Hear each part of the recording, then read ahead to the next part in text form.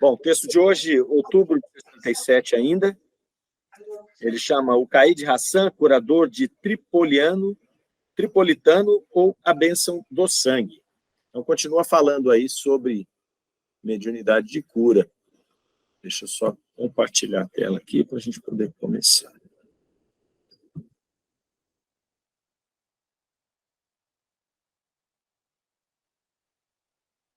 Lá, estão vendo?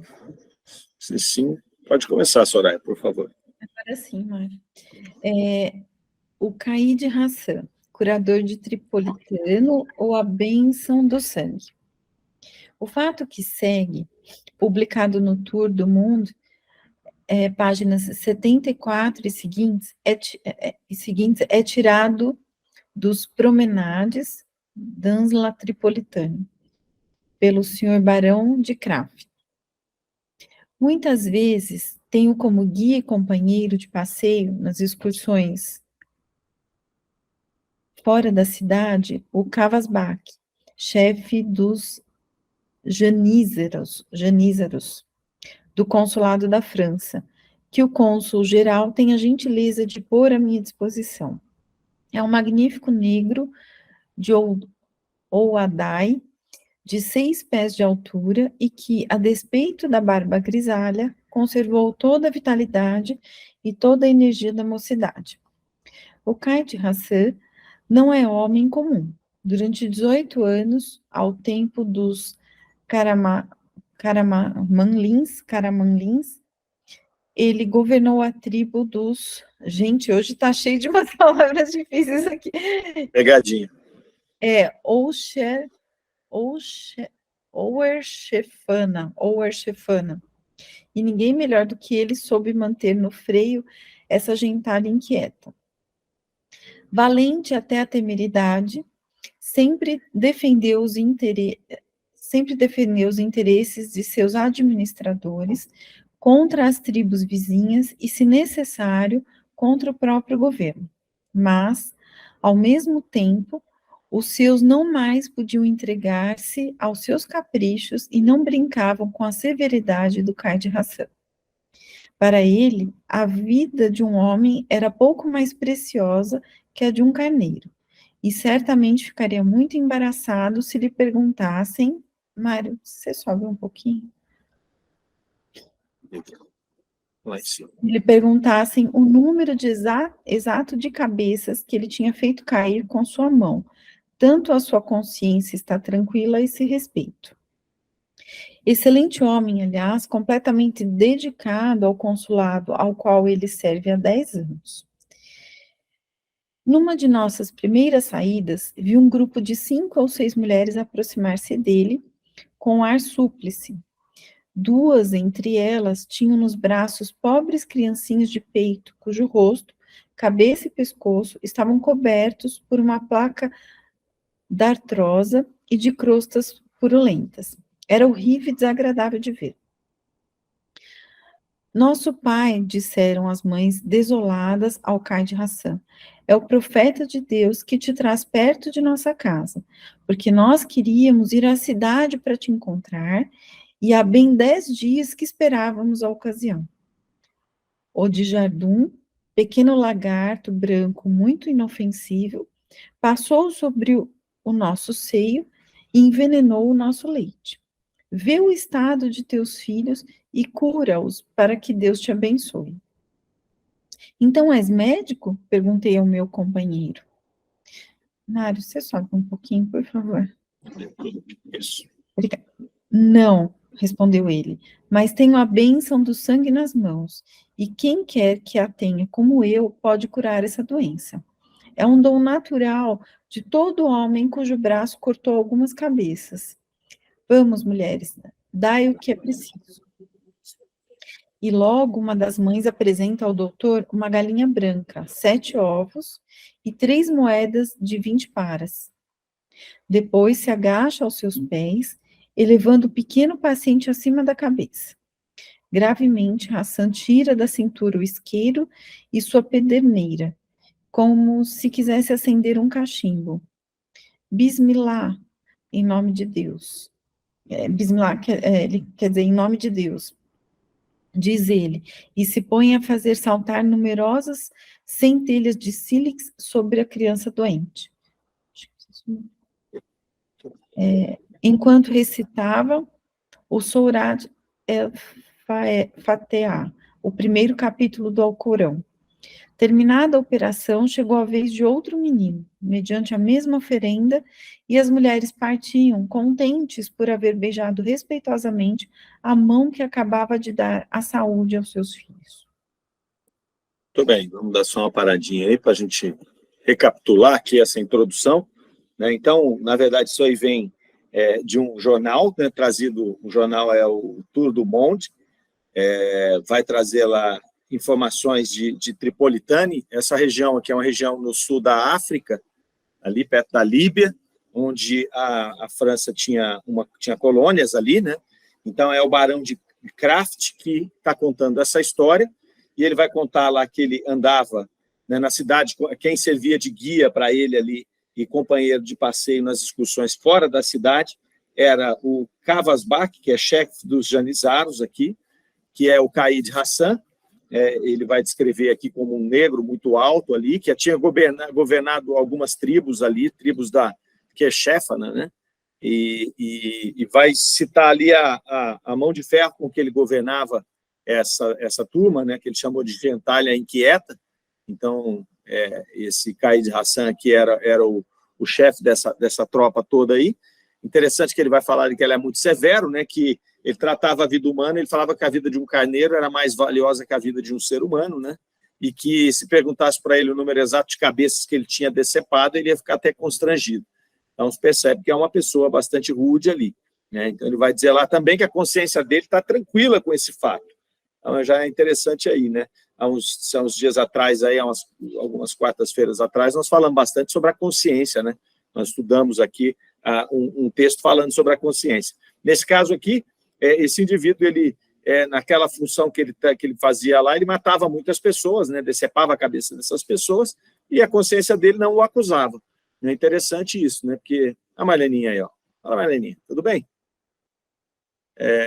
A consciência dele não o acusava, porque ele estava cumprindo a tarefa. Na hora que o homem estava decepando a cabeça, ó. Nós estamos falando aqui do Caid Hassan, que é um carinha que eles estão citando aqui.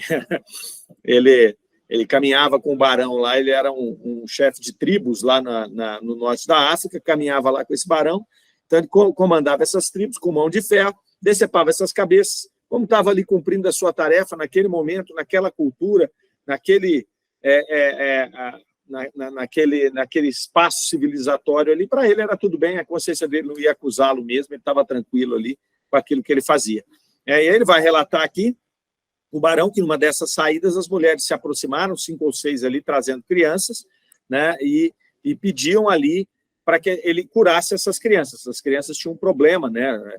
Ele vai falar de cobertos por uma placa da artrosa e de crostas purulentas ali, né? Tudo infeccionado ali. As crianças estavam todas com esse problema, né? Elas vão falar que eles já iam procurá-lo, mas que ele chegar foi ali uma bênção de Deus que havia trazido, né?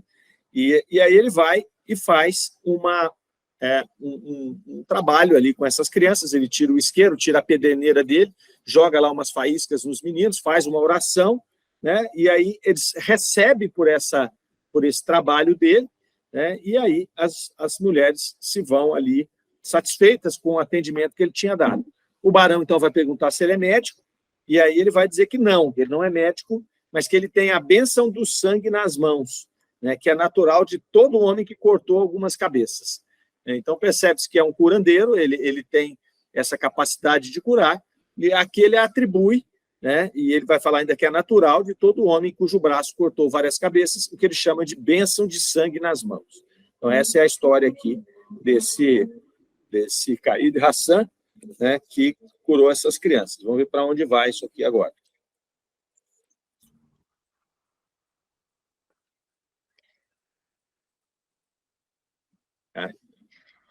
Parece que o meu rosto traía a minha incredulidade, porque o Caid Hassan, reunindo os honorários de sua cura maravilhosa, gritou às clientes: não deixeis de vir em 7 dias me apresentar vossos filhos na esquifa do consulado. A esquifa é o vestíbulo externo, a sala de espera nas grandes casas. Com efeito, uma semana depois, as criaturinhas me foram mostradas. Uma estava completamente curada. A outra tinha apenas algumas cicatrizes de aparência muito satisfatória, indicando uma cura muito próxima. Fiquei estupefado, mas não convencido. Contudo, depois de mais de 20 experiências semelhantes, fui forçado a crer na incrível virtude das mãos abençoadas pelo sangue. Há criaturas que nem os fatos mais patentes podem convencer. Todavia, é preciso convir que, neste caso, é permitido, logicamente, não acreditar na eficácia da bênção do sangue, obtida, sobretudo, em tais condições, nem na das faíscas do isqueiro. Entretanto, não deixa de existir o fato material da cura. Se ela não tem esta causa, deve ter uma outra. Se 20 experiências semelhantes do conhecimento do narrador vieram confirmá-lo, essa causa não pode ser fortuita e deve provir de uma lei. Ora, essa lei não é senão a faculdade curadora de que aquele homem é dotado. Na sua ignorância do princípio, atribuía... Mário, você sobe um pouquinho, por favor?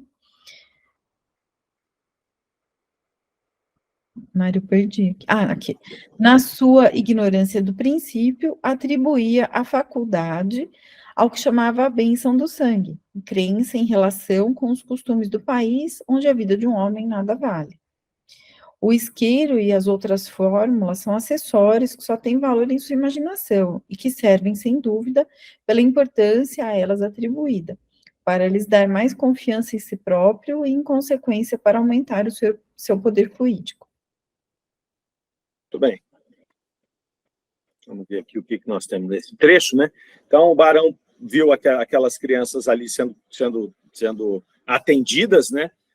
Não sabia se iam curar ou não. Ele vai falar que o rosto dele demonstrou a incredulidade, né? Tanto é que aí o Hassan aí falou para as moças trazerem as crianças de novo, daí uma semana que ele precisava de ver essas crianças ali. E aí, uma semana depois, o Barão estava junto também, viu que as crianças estavam completamente curadas.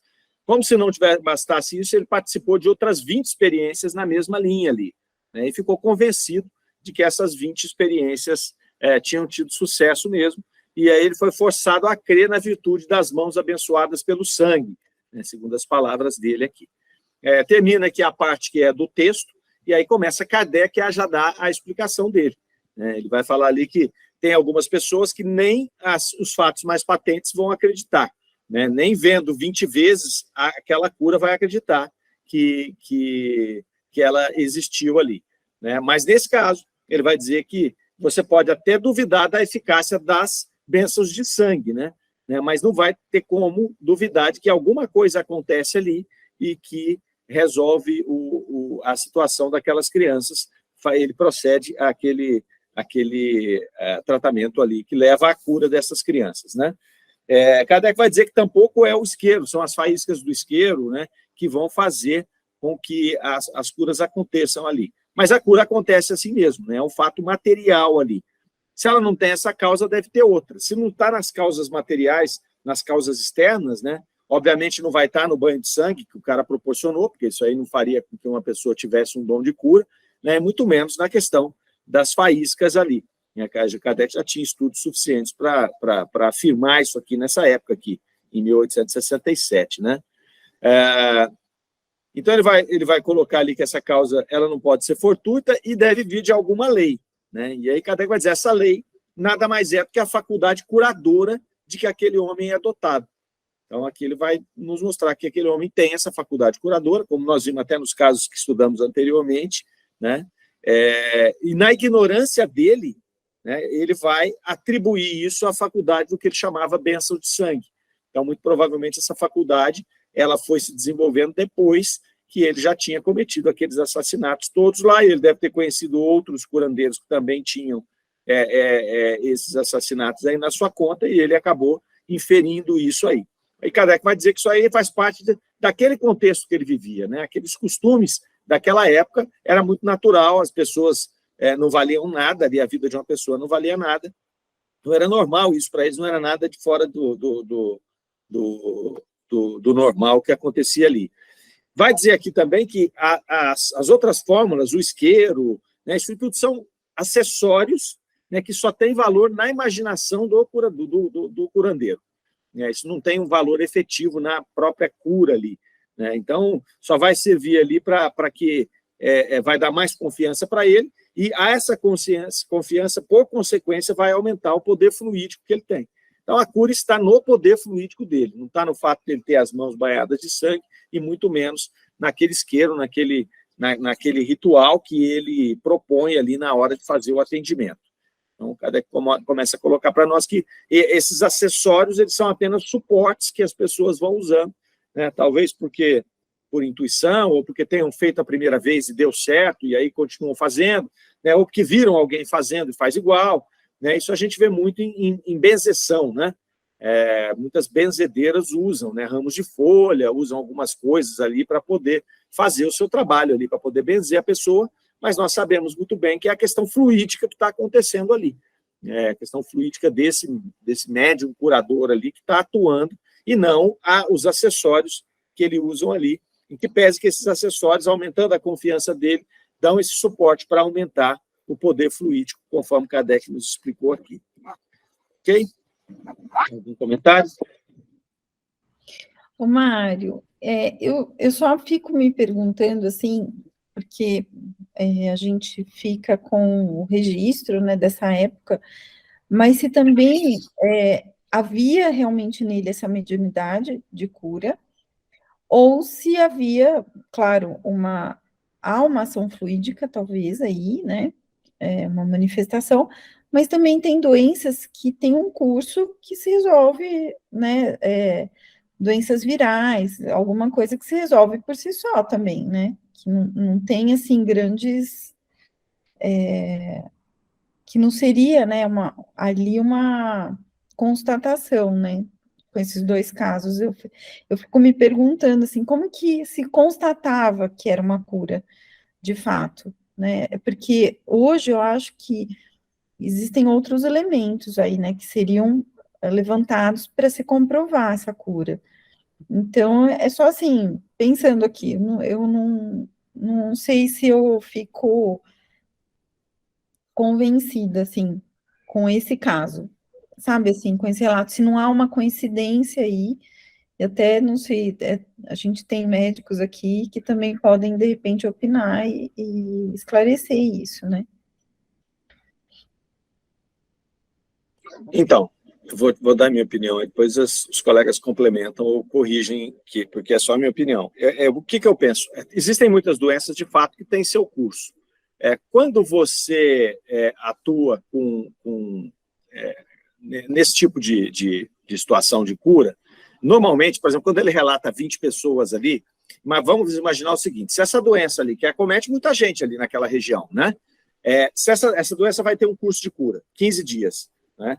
Mas por que as pessoas correm, então, para esse benzedor, para esse curandeiro, para esse médium de cura? Não é? Porque ele, muitas vezes, vai ter a condição de acelerar esse processo, ou não deixar complicar, ou sarar em muito menos tempo. Porque, senão, o que vai acontecer? Elas encontraram com ele, né? E aí ele fez o trabalho dele e as crianças sararam em uma semana. Se elas não tivessem encontrado, se ninguém encontrasse com ele durante um mês, por exemplo, ele viajou, ninguém encontrou com ele durante um mês e todo mundo curou em uma semana, concorda que não faz muito sentido procurar por ele de novo? Né? Não faz sentido procurar, porque, olha, com ele ou sem ele vai curar em 7 dias. Então, esses relatos, né, muitas das vezes, né, pelas vezes que a gente já viu acontecer, eles normalmente são feitos quando você tem uma situação diferente do curso normal de cura daquela doença. Né? Porque essas doenças, elas acometem muitas pessoas. E aí você vê pessoas ficando ruins, ficando piores, umas vão até desenvolver coisas mais graves ali, né? Ao passo que aquelas que são atendidas por ele, muitas vezes vão ser curadas de maneira mais rápida ou mais efetiva, né? Então, eu imagino que seja mais ou menos nessa linha. Se fosse uma doença de um curso muito, muito rápido, muito tranquilo, as pessoas falam, não precisa nem levar para ele, entendeu? Porque elas levavam e pagavam para ele, inclusive, né? E pagar nessa época era uma coisa difícil, né? Porque era muito difícil as pessoas conseguirem uma galinha, aquelas coisas que eles davam para ele lá. Então, e não era uma cura pela fé? Tem o efeito placebo, sempre está por aí, né? Sempre está por aí. O efeito placebo, no caso ali eram crianças, então não havia o efeito placebo das crianças, né?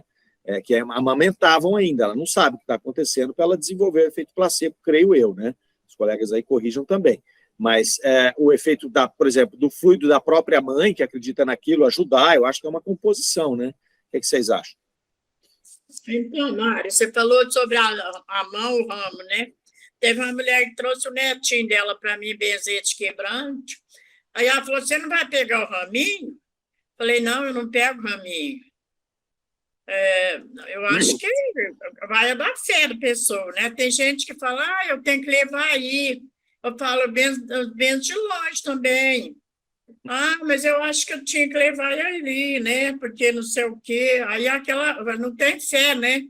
É igual a Maria José, ontem veio me falar que o Célio me chamou que terça e sexta vai começar no presencial, no Centro Luz e Amor, às 8 horas da manhã. Mas eu falei para ele que eu tenho compromisso com meu grupo. Aí a Maria José veio me dar o recado, falei, não, já me ligou, já falei. Ela disse assim, mas esse negócio tinha que parar com isso aí não vale, não. Vale ir lá no centro.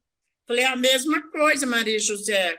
As mulheres, tem vezes que mas a Sueli, acaba a reunião, elas falam que viu o aspecto de rosa descendo. No centro elas viam, então vale a mesma coisa, não vale? Claro, né? Mesma coisa, dona Nora. Então.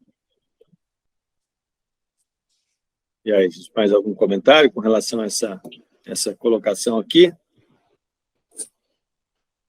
Se não, sigamos.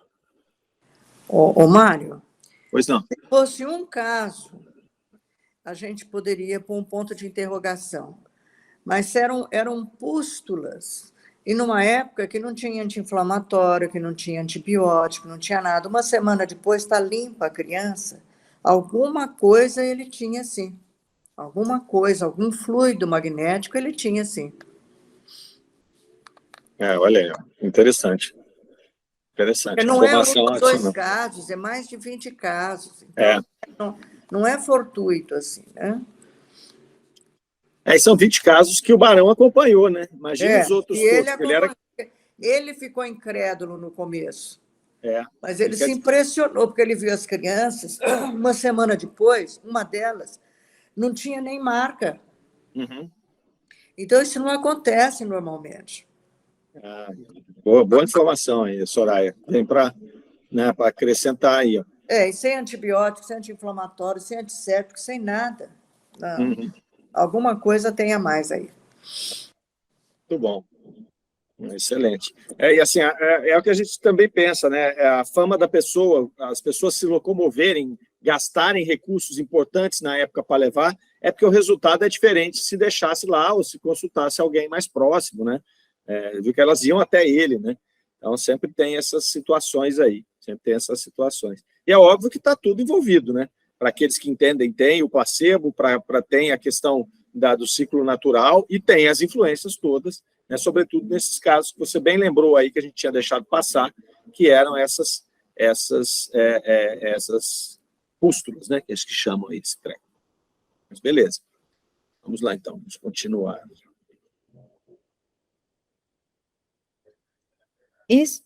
Este fato levanta naturalmente uma questão de princípio em relação ao dom da faculdade de curar, a qual responde a comunicação seguinte dada a respeito. Sociedade de Paris, 23 de fevereiro de 1867, médium senhor Delia. É Delia que fala, Mário? Acho que é Delia. Delia. Tá tudo certo, senhora. Ai, obrigada. Por vezes se admiram, com razão aparente, de encontrar indivíduos indignos, faculdades notavelmente desenvolvidas, que aparentemente deveriam ser, de preferência, apanágio de homens virtuosos e desprovidos de preconceitos. Contudo, a história dos séculos passados apresenta, quase que a cada página, exemplos de mediunidade notáveis, possuídas por espíritos inferiores e impuros, ou por fanáticos sem raciocínio. Qual pode ser o motivo de tal anomalia? Entretanto, aí nada a que possa causar admiração, e um estudo suficientemente sério e refletido do problema dará a sua chave.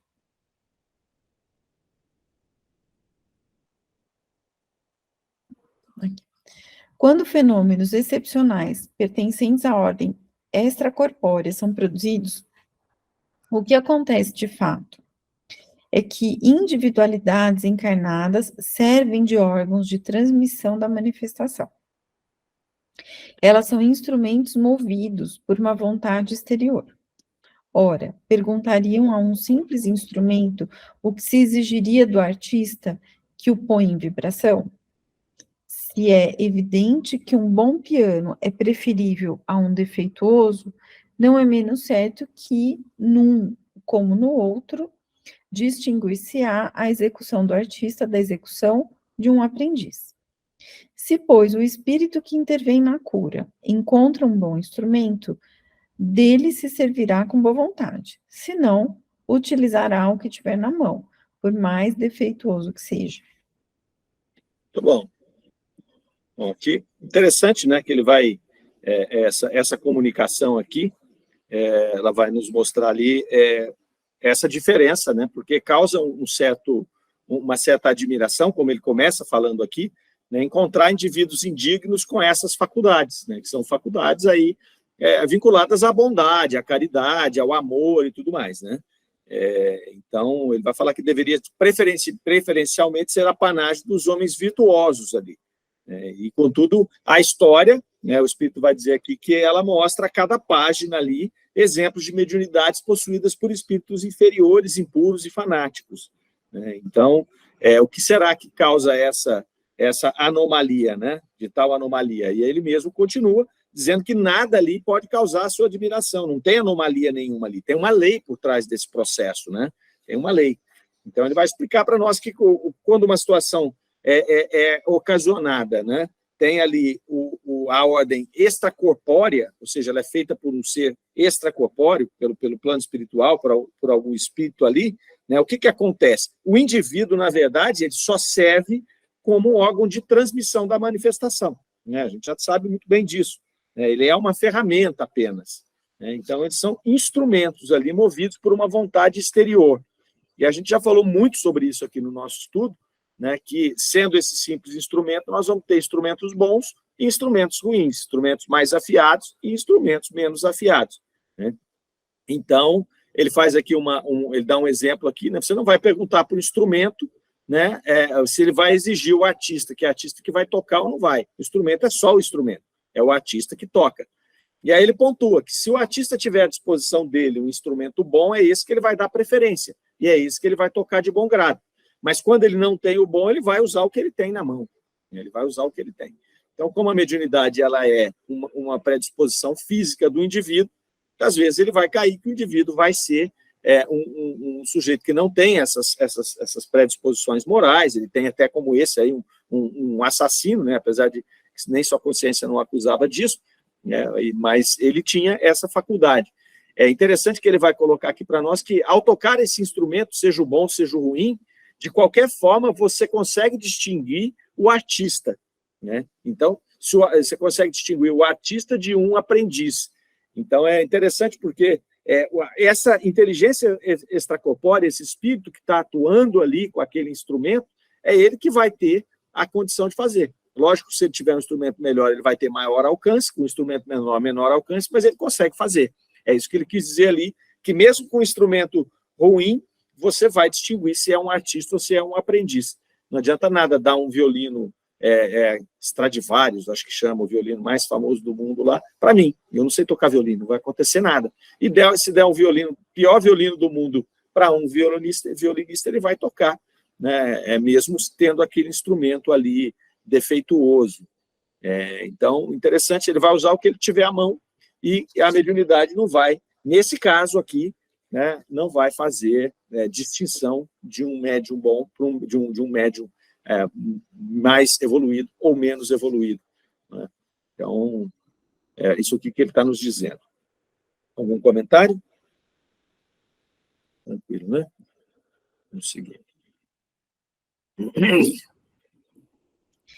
É preciso considerar também que no exercício da faculdade mediúnica, e em particular no exercício da mediunidade curadora, podem apresentar-se dois casos distintos.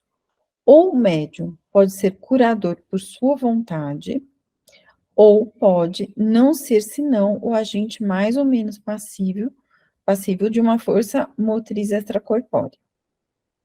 No primeiro caso, só poderia agir se suas virtudes e sua força moral lhe permitirem. Será um exemplo na sua conduta privada ou pública, um modelo, um missionário que veio para servir de guia e de sinal de ligação para os homens de boa vontade. O Cristo é a personificação suprema do curador. Quanto àquele que é apenas médium, sendo instrumento, ele pode ser mais ou menos defeituoso, e os atos que se operam por seu intermédio, de modo algum o impedem de ser imperfeito, egoísta, orgulhoso e fanático. Membro da grande família humana, tanto quanto a maioria, ele partilha de todas as suas fraquezas. Lembrai-vos destas palavras de Jesus. Não são os que têm saúde que precisam de médico. Então, é preciso ver um sinal de bondade da providência nessas faculdades que se desenvolvem em meios e em pessoas imperfeitas. É um meio de lhes dar a fé que mais cedo ou mais tarde conduzirá ao bem. Se não for por hoje, será amanhã. São sementes que não estão perdidas, porque vós, espíritas, sabeis que nada se perde para o espírito. Bonito, né? É interessante aqui, ele vai nos mostrar aqui que o exercício da faculdade mediúnica aqui, em particular o da faculdade mediúnica curadora, tem dois casos distintos, né? O primeiro é onde o médium curador atua pela sua vontade, e o segundo é quando ele é passivo, é mecânico, ele é só um instrumento mesmo, ele vai atuar só na força motriz extracorpórea. Vai dizer que esse primeiro caso, quando é da vontade dele, aí sim é necessário esse aprimoramento moral. É necessário que ele vai usar as próprias virtudes ali, a sua força moral, que vai ampliar essa condição.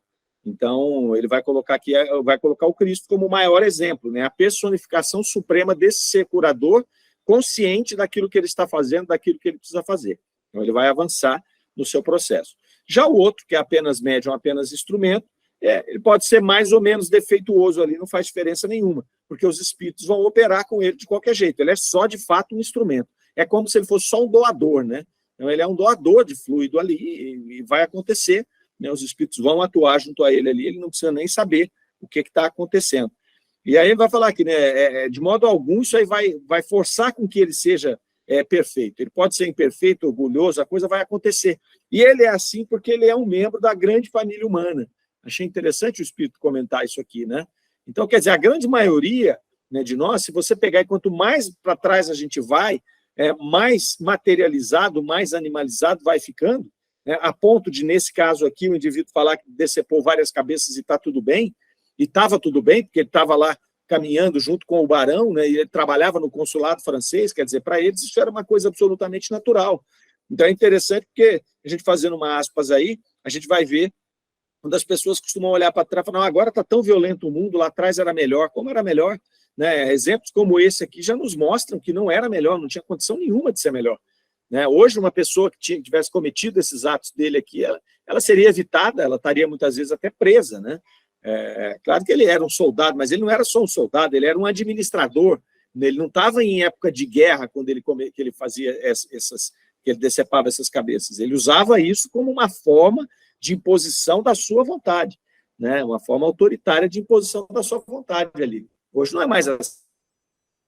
Naquela época era. Então o Espírito vai dizer, eles são assim porque eles fazem parte dessa grande família humana aí, né? Formada por espíritos da terceira ordem, e nesse período, há 160 anos atrás, aí, mais ainda endurecidos, materializados e animalizados do que estamos hoje aqui. Aponta depois aqui que menciona uma frase de Jesus, né, que não são os que precisam de médico, né, são os doentes que precisam de médico, e chama a atenção, né, para esse caso, nos mostrar uma faceta da bondade divina, né, de poder permitir que esses indivíduos endurecidos possam realizar esses processos. E ele vai chamar ali de, ao realizar esses processos, alguma coisa vai mudando nesse indivíduo, né? Alguma coisa vai se alterando nele, vai preparando o terreno ali. E aí ele faz aqui a relação como uma semente, né? Eles são sementes, nenhum espírito está perdido.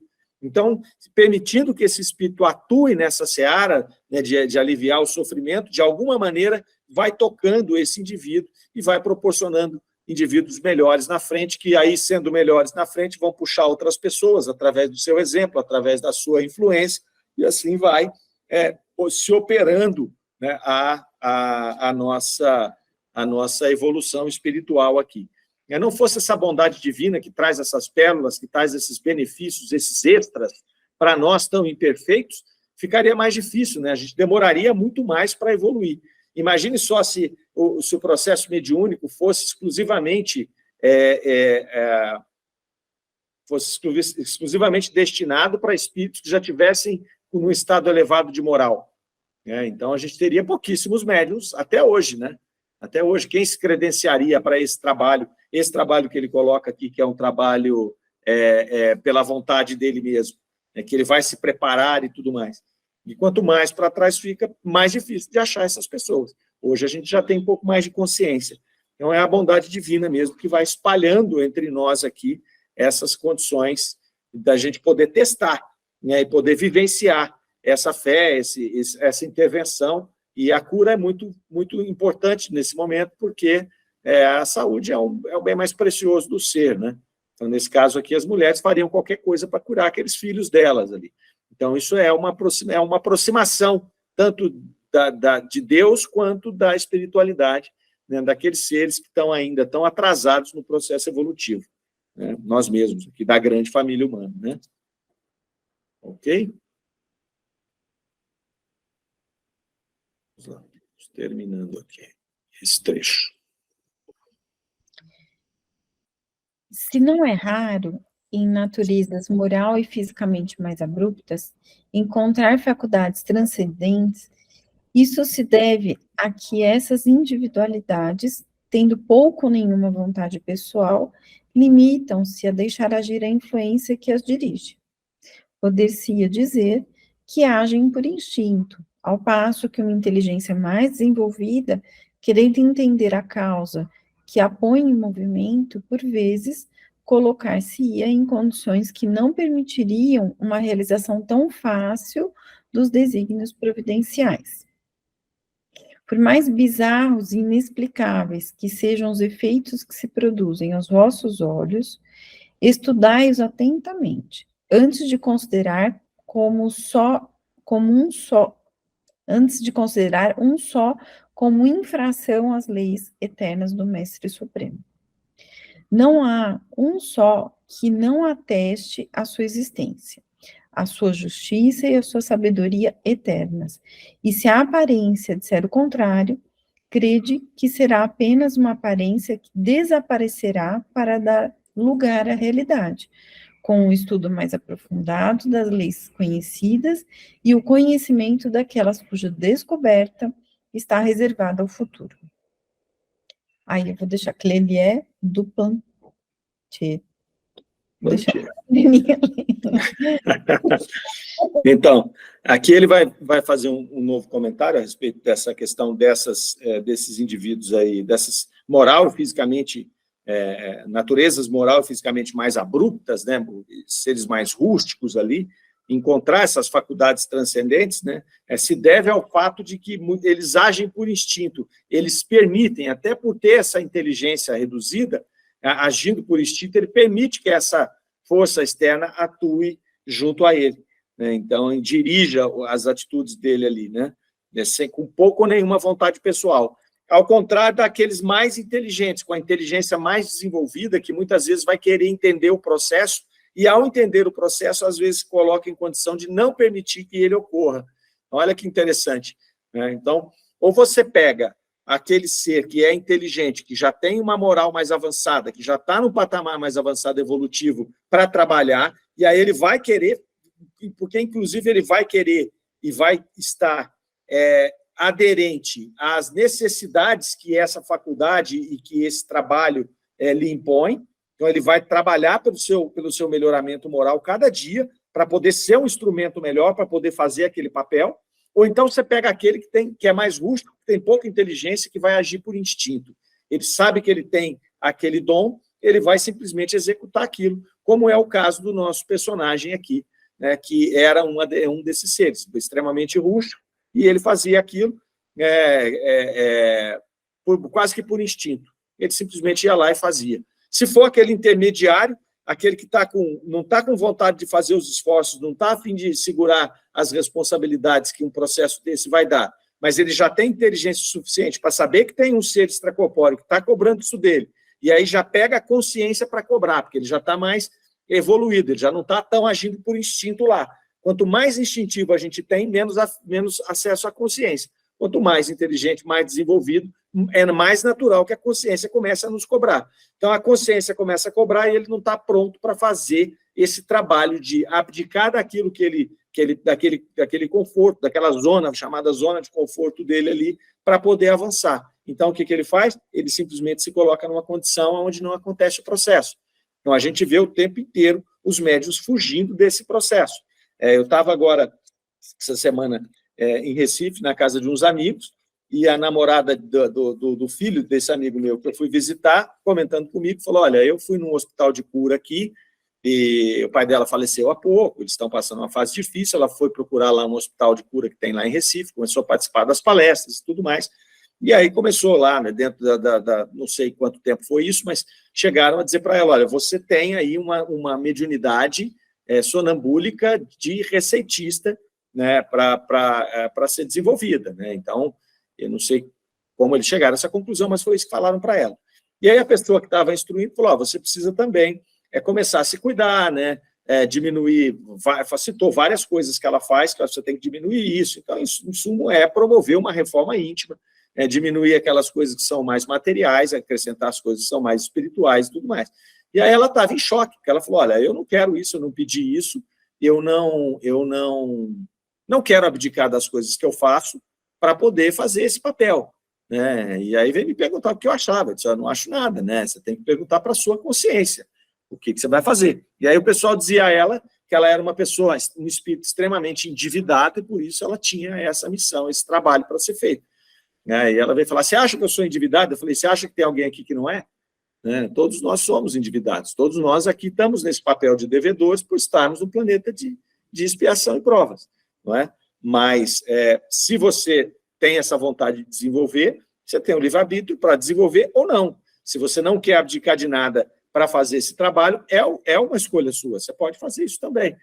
Mas vejam a dificuldade daquele espírito que não está preparado para abraçar uma tarefa, né? Então, não é muito fácil, né? Até porque não é uma pessoa que tem um conhecimento profundo e nada, mas eles já mostraram para ela, muito provavelmente, esse trabalho desenvolvido lá requer uma frequência, requer estudo, requer essa modificação moral para que o instrumento fique melhor, para que a espiritualidade possa trabalhar mais, e a moça não está no momento de fazer isso. Então, acho que esse exemplo que ele dá no final aqui, né, que pega esses mais rústicos que estão lá por instinto e eles funcionam, e aqueles que já estão avançados também funcionam, porque vão buscar esse melhoramento moral. Aqueles do meio são os mais difíceis de trabalhar, porque ele tem essa consciência, né, e ela vai usar o livre-arbítrio e não vai fazer. Então, achei bem interessante essa colocação que veio justamente de encontro com essa conversa que nós tivemos lá com a moça. Né? Ok? Algum comentário? Senão vamos passar para a próxima. Então, vamos lá. Agosto de 67, essa. Pode seguir. Então, vamos lá. A responsabilidade moral. Sociedade de Paris, 7 de julho de 1867, médium, senhor Nivar. Assisto a todas as tuas conversas mentais, mas sem dirigi-las. Teus pensamentos são emitidos em minha presença, mas eu não os provoco. É o pressentimento dos casos que tem alguma chance de se apresentar que faz nascer em ti os pensamentos adequados à solução das dificuldades que eles poderiam te suscitar. Aí está o livre-arbítrio. É o exercício do espírito encarnado, tentando resolver problemas que provoca para si mesmo. Com efeito, se os homens só tivessem as ideias que os espíritos lhes inspiram, teriam pouca responsabilidade e pouco mérito. Só teriam a responsabilidade de haver escutado maus conselhos ou o mérito de haver seguido os bons. Ora, essa responsabilidade e esse mérito, evidentemente, seriam menores do que se fossem resultado do pleno exercício do livre-arbítrio, isto é, de atos realizados na plenitude do exercício das faculdades do espírito e que, nesse caso, age sem qualquer solicitação.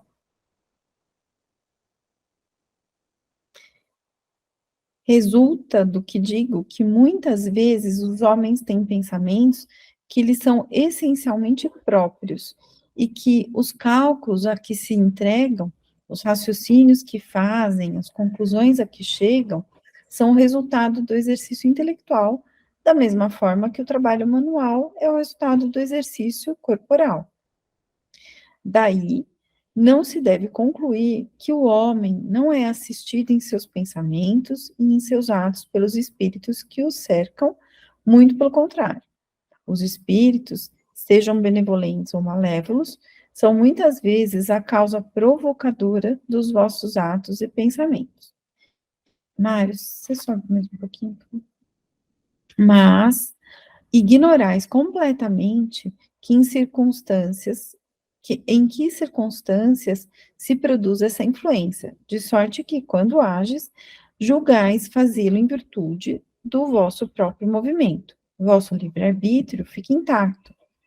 Não há diferença entre os atos que realizais, sem serdes a eles impelidos, e aqueles que realizais sob influência dos espíritos, senão no grau do mérito ou da responsabilidade.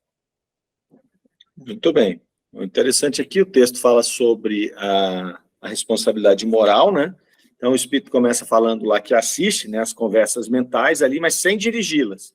Ele vai começando a separar aqui, né? Ele vai falar que muitas vezes até o próprio, no caso aqui, não sei se ele está falando para o médium ou para a pessoa que estava ali junto deles, né? Mas ele vai falar que ele vê nascer nele os pensamentos adequados à solução das dificuldades, e ele pode imaginar que esse nascer ali tivesse tido influência de algum espírito, mas ele vai dizer que esse é o exercício do próprio espírito encarnado, né, que vai sondar essas coisas e vai encontrar a solução para as dificuldades dele ali. Então, ele vai dizer que ali que está o livre-arbítrio, né, no exercício do espírito encarnado tentar resolver as suas coisas mesmo. E aí ele volta dizendo ali, né, que se os espíritos, todas as ideias, né, se os homens só tivessem ideias que os espíritos inspiram ali, ele teria pouca responsabilidade, né, e também pouco mérito ali.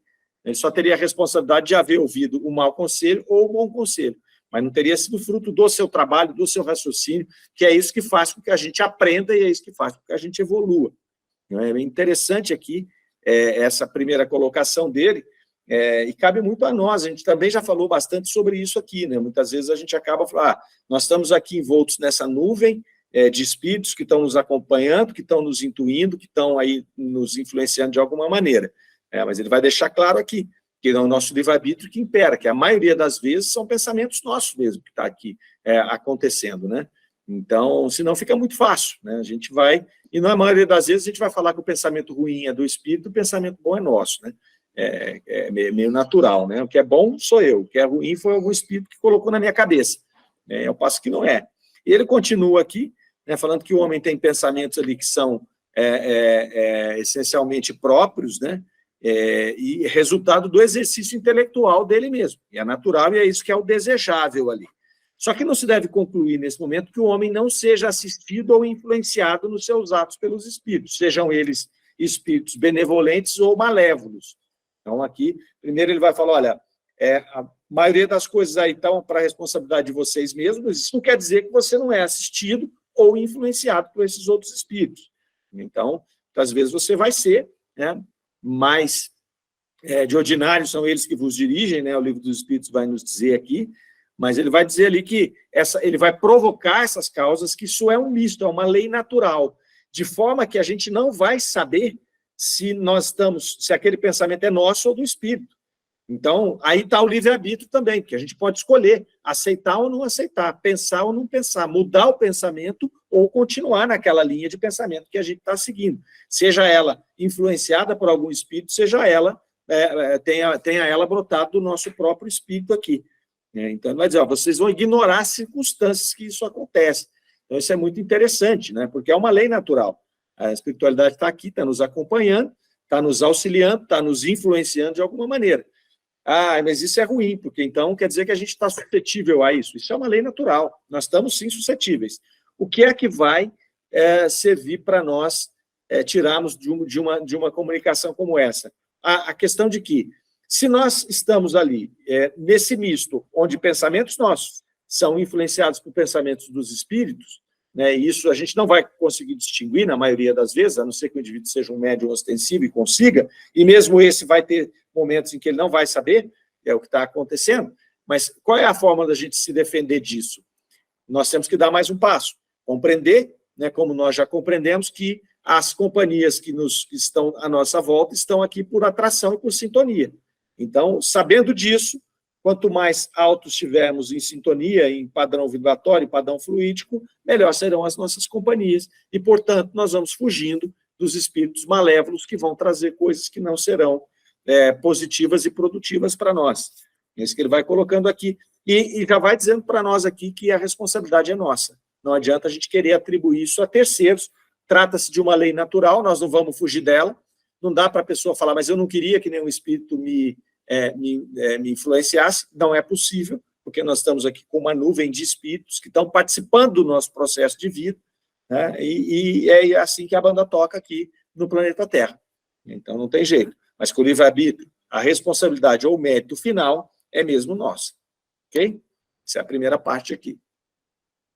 Se quiserem intervir, só falar. Pois não. Isso acontece, a gente está falando dos espíritos, né? Mas se a gente pensar, a gente faz isso quando a gente está conversando sobre um assunto e trocando algumas ideias, né? Às vezes você está inseguro com alguma coisa, você conversa com algumas pessoas, mas a decisão ela é sua. E você pode se deixar, né, influenciar se você quiser.